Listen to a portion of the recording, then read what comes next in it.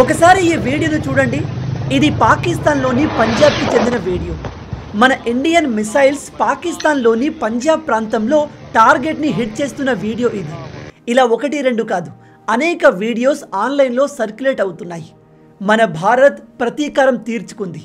పాకిస్తాన్లోని దాదాపు 9 ప్రాంతాల్లో మన డిఫెన్స్ ఫోర్సెస్ మిసైల్స్ అండ్ డ్రోన్తో దాడులు చేశాయి. ఇవన్నీ కూడా ఉగ్రవాదులకు చెందిన స్థావరాలు. వాటిని చాలా ప్రిసైజ్గా టార్గెట్ చేసి ఇండియా డిస్ట్రాయ్ చేసింది.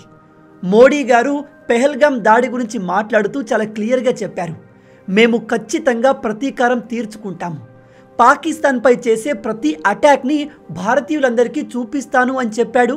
చెప్పినట్టే ఇవాళ చేసి చూపించాడు. మన ఇండియన్ ఫోర్సెస్ పాకిస్తాన్లోని ఉగ్రవాదుల స్థావరాల్ని డిస్ట్రాయ్ చేసిన తర్వాత పాకిస్తాన్ మళ్ళీ పాతలాగే మాకు ఎటువంటి డ్యామేజ్ జరగలేదు, ఇండియా అబద్ధం చెప్తుంది అన్నట్టుగా డ్రామా చేసే ప్రయత్నం చేసింది.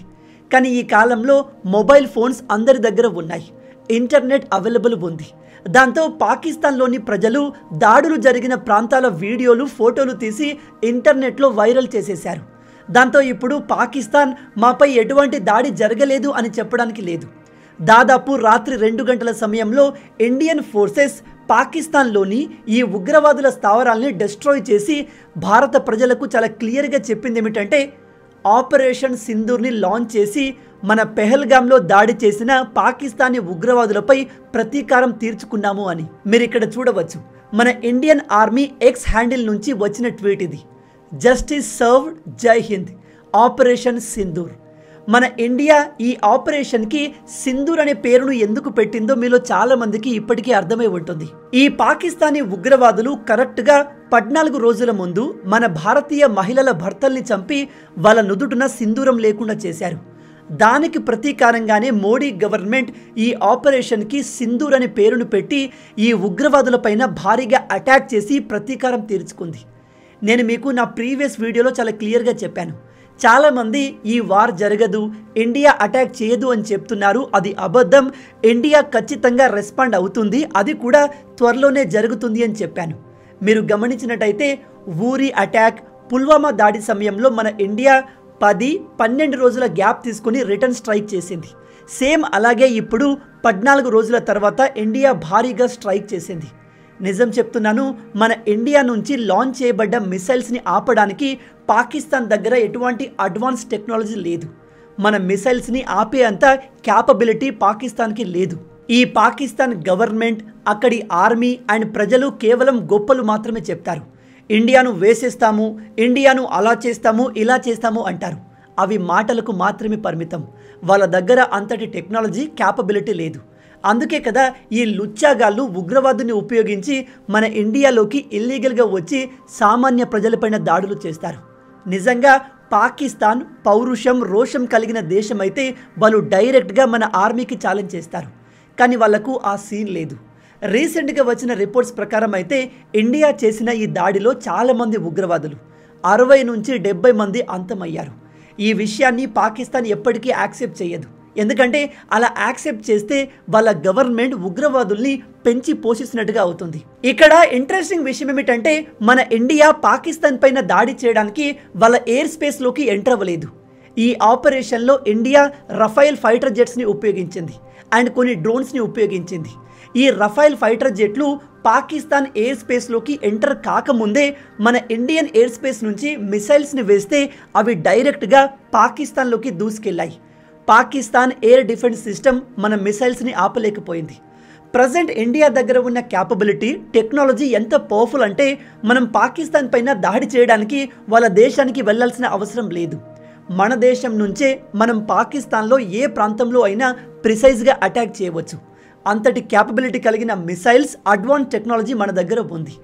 ఇక్కడ నేను మీకు ఇంకో విషయం చెప్పాలి. మోడీ గవర్నమెంట్ ఈ మొత్తం అటాక్ని ఎంతో బ్రిలియంట్గా ప్లాన్ చేసింది.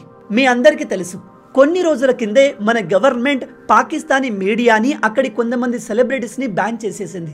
వాళ్ళు చేసే పోస్టులు, వీడియోలు మన ఇండియాలో కనిపించవు. ఇది ఒక బ్రిలియంట్ మూవ్. ఎందుకంటే ఈ పాకిస్తానీ వాళ్ళు ఫేక్ న్యూస్లు స్ప్రెడ్ చేయడంలో ముందుంటారు. ఇక్కడ కనిపిస్తున్న ఈ ట్వీట్ని చూడండి. వీడి పేరు హమీద్, పాకిస్తాన్లో ఒక ఫేమస్ జర్నలిస్ట్.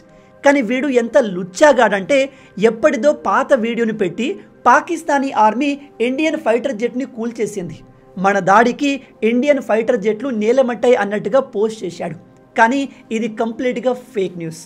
ఈ పాకిస్తాన్పై దాడి చేయడానికి మన ఫైటర్ జెట్లు వాళ్ళ దేశంలోకి, వాళ్ళ దేశ ఎయిర్ స్పేస్లోకి ఎంటరే కాలేదు.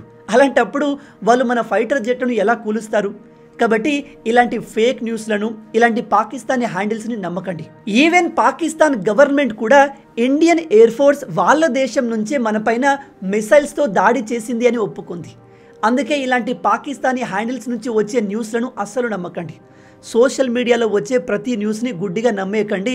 ఈ సమయంలో మిస్ఇన్ఫర్మేషన్ ఎక్కువగా ఉంటుంది. ఇప్పటి వరకైతే మన ఇండియన్ ఆర్మీకి, ఎయిర్ ఫోర్స్కి ఎవ్వరికి ఎటువంటి డ్యామేజ్ జరగలేదు. మన ఇండియా చాలా సక్సెస్ఫుల్గా ఆపరేషన్ సింధూర్ని కండక్ట్ చేసింది. మన సైడ్ ఎవరికి ఎటువంటి హాని జరగలేదు. ఇక మన ఆపరేషన్ సింధూర్పై పాకిస్తాన్ ఎలా రెస్పాండ్ అయింది అనే విషయానికి వస్తే వీళ్ళ రెస్పాన్స్ చాలా ఫన్నీగా ఉంది. పాకిస్తాన్ పీఎం చెప్తాడు, ఇండియా తప్పు చేసింది, ఇది ఒక యాక్ట్ ఆఫ్ వార్, మేము దీనికి తగిన జవాబు చెప్తాము, కానీ మేము ఎప్పుడు ఎక్కడ ఎలా అటాక్ చేస్తామో చెప్పము అని చెప్తున్నాడు. అండ్ వరల్డ్ వైడ్గా ఏ కంట్రీ కూడా పాకిస్తాన్కి ఈ సమయంలో సపోర్ట్గా లేదు. ఎంతో అంతా చైనా వీళ్లకు సపోర్ట్ చేస్తుంది, కానీ వాళ్ళు కూడా పాకిస్తాన్కి సపోర్ట్ చేయడం అంత కరెక్ట్ కాదు అని డిస్టెన్స్ని మెయింటైన్ చేస్తున్నారు. అమెరికా, రష్యా లాంటి దేశాలు ప్రజెంట్ మన ఇండియా వెనుక ఉన్నాయి. అండ్ మనం చేసిన ఈ ఆపరేషన్ సింధూర్ గొప్పతనం ఏమిటంటే మనం చాలా క్లియర్గా పాకిస్తాన్లో ఉన్న ఉగ్రవాద స్థావరాల్ని మాత్రమే టార్గెట్ చేశాం.